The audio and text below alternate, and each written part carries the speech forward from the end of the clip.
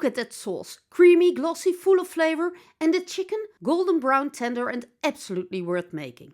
Today we're making chicken fricassee with white wine cream. It's a one-pan dinner with white wine, stock cream and parsley. Start with the chicken. Pat it dry because dry chicken browns better. Season it well and get ready to sear into the pan with butter and olive oil. Let it get golden brown on both sides. That color means flavor and it flavors the whole sauce. Once it's nicely colored, take it out. Same pan, same flavor, no waste. Now add the onions, bay leaf and thyme. Let the onions soften. Don't rush this part. This is where the sauce starts to taste deep and delicious. Garlic goes in next. Just briefly, you want it fragrant, not dark. Now stir in the flour. This gives the sauce body and its silky creamy finish later on. Pour in the white wine and scrape up all those brown bits. That's pure flavor sitting on the bottom of your pan, so don't leave it behind.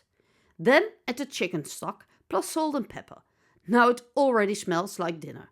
Return the chicken to the pan and let it simmer gently until tender. Small bubbles, not a wild boil. That keeps the chicken soft and the sauce smooth. Now finish it with heavy cream.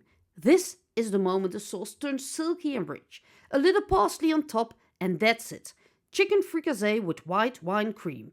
Easy enough for a weeknight, special enough for Sundays or on a holiday table. This recipe makes 4 servings with 5 minutes prep and 40 minutes of cooking time. Get the full recipe from the link in the description and tell me what you'd serve with this. Mashed potatoes, pasta or bread.